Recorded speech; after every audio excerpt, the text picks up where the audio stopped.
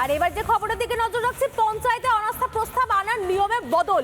নিয়ম পরিবর্তন করলো রাজ্য সরকার। 2.5 বছরের পরিবর্তে বাড়ল সময়সীমা। 3 বছরের আগে আনা যাবে না কোনো রকম অনাস্থা। পঞ্চায়েতে অনাস্থা প্রস্তাব আনার নিয়মে বদল রাজ্য সরকারের। 3 বছরের আগে আনা যাবে না অনাস্থা। আইনের আওতায় পড়বেন পঞ্চায়েত প্রধান এবং উপপ্রধান, পঞ্চায়েত সমিতির সভাপতি, সহকারী সভাপতি, জেলা পরিষদ সভাধিপতি, সহকারী সভাধিপতি, এরাও পড়বেন এই আইনের আওতায়। আরো একবার জানিয়ে রাখি, পঞ্চায়েতে অনাস্থা প্রস্তাব আনার নিয়মে বদল।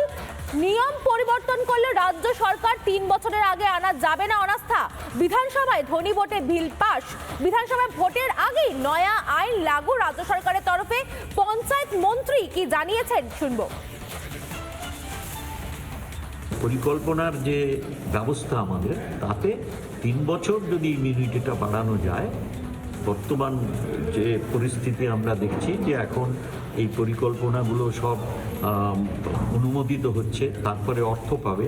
এর ভেতরে যদি কোনো রকম অনাস্থা আসে যে অনিশ্চয়তা হবে, তাতে পরিকল্পনা অনুযায়ী কাজ করার অসুবিধা হবে। এটাই তো লক্ষ্য, যাতে গ্রামের একেবারে নিম্নস্তর মানুষ পরিকল্পনায় অংশ নেবে গণতান্ত্রিক পদ্ধতিতে, এবং সেই পরিকল্পনা বাস্তবায়িত হবে।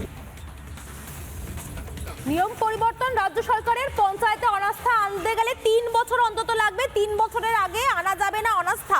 আপনারা শুনলেন পঞ্চায়েত মন্ত্রী প্রদীপ মজুমদার কি জানিয়েছেন। এরপর আমরা শুনে নেব সুকান্ত মজুমদার এবং জগন্নাথ চ্যাটার্জি তাদের প্রতিক্রিয়া।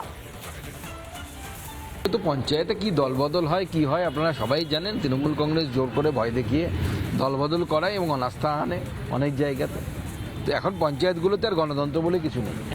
2011 সালে ক্ষমতা থেকে চলে যাওয়ার আগে এভাবে পরবর্তীকালে তার লোকাল বডিজগুলো বাঁচানোর জন্য অনেক কিছু সংস্কার সিপিএম করেছিল, কিন্তু তারপরেতেও যখন পরিবর্তন এলো, পরিবর্তনের ধাক্কায় কোনো কিছু আর আটকানো যায়নি।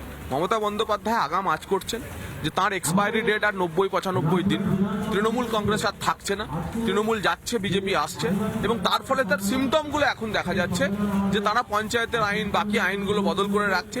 যে রাজ্য সরকারটা চলে গেলেও চুরিচামারি করে কমে খাওয়ার জন্য আগামী পঞ্চায়েত নির্বাচন 23-24 সাল পর্যন্ত যাতে তাদের তৃণমূলের ক্যাডার বাহিনীকে পোষা যায় তার ব্যবস্থা করা, কিন্তু সে ব্যবস্থা থাকবে না। পুরো ব্যবস্থারই বদল হয়ে যাবে। নানা ধরনের কন্টেন্ট দেখার জন্য লাইক করুন, শেয়ার করুন আমাদের ফেসবুক পেজ, সাবস্ক্রাইব করুন আমাদের ইউটিউব চ্যানেল। পাশাপাশি অন্যান্য ব্রেকিং নিউজের জন্য অবশ্যই চোখ রাখুন রিপাবলিক বাংলায়।